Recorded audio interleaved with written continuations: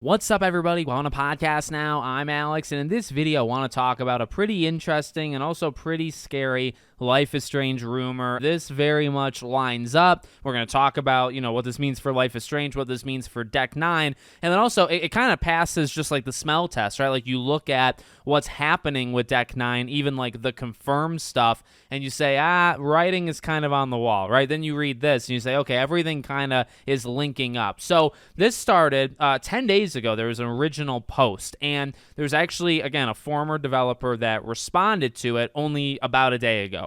And they said, it is Double Exposure 2 with a more likely release of 2026, because in the picture it said 2025.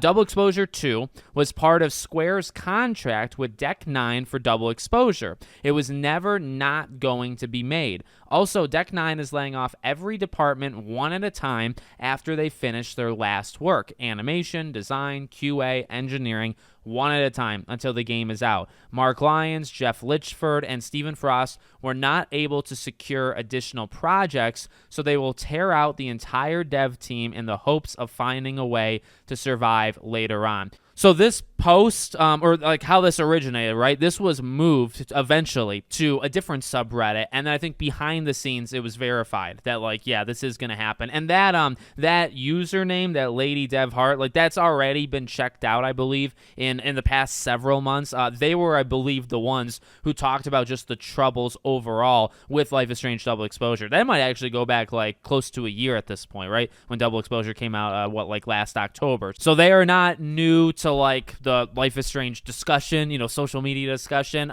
There's really no reason to doubt it, especially with, again, verification and just, they've been right before. We've kind of been through that. So, okay, the checks and balances, that's all done. What about what was actually said?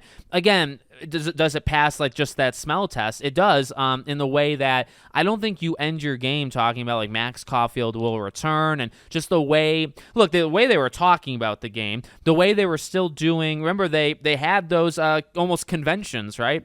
Twice, one in the U.S., I think one in the U.K., where they invited people and they said, hey, give us your feedback. And look, I still look at that with somewhat like optimism, where it's like, all right, like at least they're trying to understand what people like about Life is Strange, maybe not even just in hopes for the next game, but also like going forward, okay? Or like after even the next game, right? So you have all of that, but again, that was something in our faces. Like we knew that. So the writing was on the wall that we were probably going to get like another Life is Strange game, even with the troubles and the non-success. The Double Exposure didn't sell. It lost Square Enix an incredible amount of money, right? So like that didn't work, but there was always this belief from pretty much everywhere, including official channels, that game was still going to happen, right? Then on the flip side, like the negative stuff, Deck 9 has been laying people off. They've had multiple waves of laying people off, and there's really not a lot of people left, if at all, from like, say, even going back to before the storm. That's a good starting point to go back to, right?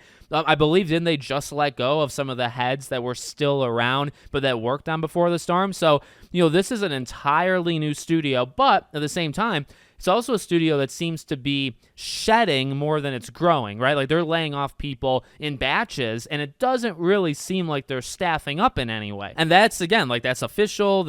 You can look at it. You can look at that they've had layoffs. You can look at job postings. Like it doesn't match where you're losing people, but you're not really gaining them at the same rate. So again, like you can officially see something is wrong. And then you have this. Then you have what they said. So, it would be, to me, it would actually be kind of shocking if that game came out next year. I think that would be more of like a byproduct of just rushing it, because if everything else is true, which there's, again, at this point really no reason to doubt it, I guess I shouldn't doubt the idea that the game could come out next year. I mean, like they're on these 3-year cycles. Normally they could make a Life is Strange game every 3 years, or just make a game every 3 years. And so, number one, that is faster, I would say, than most studios. And number two, if the point is literally to make this game and then to just like shut the doors, shut everything down, if that's the case, and then also you have to wonder about their care for the game, which I'll talk about in a second, that really, really worries me. With all that being said, I could see them rushing, right? Where it's like, hey, well, we could use another year in a perfect world, but we don't live in a perfect world, and we live in a world where we're going to turn the lights off tomorrow. So the game, it needs to come out, right? So that's kind of one part of it. As to what I just said, the thing that scares me the most, right? You could say, okay, well, why is this scary? The reason it's scary is what is the care level, and I kind of just mentioned it, but if this is a contractual obligation, if nobody is happy, Square Enix cannot be happy here, right? And I mean, look, I know there's been all the back and forth, and I know certain people paint certain groups in this story as the villain, right? So people will paint Square Enix as the villain, Deck Nine, sometimes both, sometimes one or the other. But let me kind of like take a step back and like say something a little bit, that's not part of that. Nobody's happy with this. Square Enix cannot possibly be happy with what happened, whether they caused it or not. We're not really talking about that, right? Whether they caused it or not, they cannot be happy with what's going on right now, and there's no way, right? So they're not happy. And then you have Deck Nine, who they probably aren't happy. They're having people, their friends, their colleagues fired, okay? And they might feel pressured to do the game certain ways that they might not be comfortable with. They maybe didn't. I mean, what are the odds that they didn't even really want to do a Life is Strange double exposure in the first place? And I mean, weren't there rumors in the first place that they wanted to do something again kind of different? Like, I don't think going to Max was their first idea. I'd actually have to go back to like watch my own videos because I'm sure I covered all of these rumors, but there was that rumor. I definitely remember vaguely like that part of it, that like this wasn't even their first go. So it's like, all right, to do double exposure and double exposure 2 was probably not their like number one thing they wanted, or to do Max. And again, whether like that's the right decision, wrong decision, whether they could have made a better game or not, again, like that is you can have a talk about that, and maybe we can one day, but for purposes of this, it doesn't really matter, because again, what I'm kind of talking about is, all right, look, and here's another thing, like watering it all down, Max Caulfield, no Max Caulfield, Hannah Tell, and Life is Strange, and what that all means to us, almost putting that stuff aside. You're charging for a product, okay? You're releasing a product into the world, and you're charging people. It's not free entertainment, right? You're putting a price tag on it. You need to have some sort of you have to have some sort of belief in that product. And that can really go either way. Like, that can maybe make me a little optimistic, and it does. It makes me want to be optimistic, where it's like, hey, even if you know that your job is expiring in a year, you're still working on something. You still have pride. You still have, you want that thing to do good. And then, in the executives, let's say, you're charging for it. People are paying money for this stuff, and you can't just put it out there and have nobody be happy, happy with the end product. So, and that kind of I wrestle with back and forth, ever since I read this, where, you want, look, if they're going to release a double exposure part 2 from the money side and the product side, you better, I don't care if people are being fired. I don't care, well, I do care, okay, but I mean, I'm just saying, in this context, you need to hopefully have put something into that game. It needs to be worth it. And then from the lore and the Life is Strange part, what are we doing?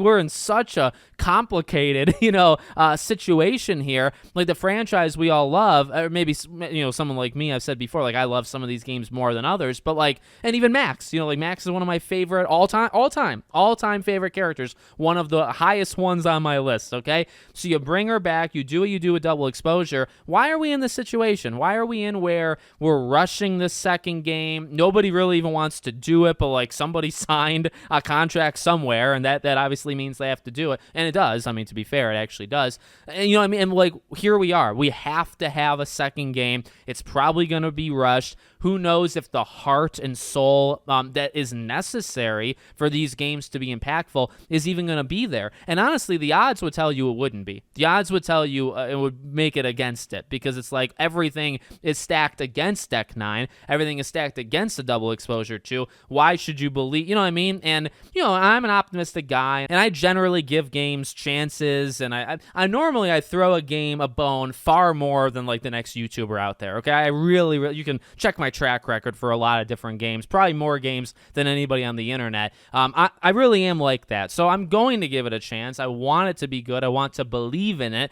but I'm not stupid. I'm I'm not just blindly optimistic. I can see these things as well. So, it's man, it's going to be an interesting path because this game could, release. This game could be revealed in the next like 6-12 months, and it could be coming out next fall. And again, like in this way, I actually really hope it's delayed. I really hope it's like a 2027 game, just to kind of give it a little room to breathe. But also, that's just sad. Deck 9, again, love them or hate them or paint them as the villain or the hero, these people that are standing up for themselves against Square Enix. It sounds like it's the end for them. Like you have these founders that are pretty much going to fire or leaders. I don't know if they're actually like the founders of Deck 9. The higher ups, right? They're firing everybody else and they're all by themselves. Can they, what if they don't get a project? Well, they're done. They are literally, if they don't have somebody going to them and saying, hey, we'll give you $50 million to make this game, you can't hire anybody back. So it'll just be you. And eventually, what's the point, right? There is no studio. There is no Deck 9. So we could be living in the last year and a half of Deck 9 as a team, which is nuts. Honestly, really, really nuts. So let me know what you guys think in the comments. Make sure, as always, you're subscribed to the channel, bell icon turned on, and I hope to see you all on the next one.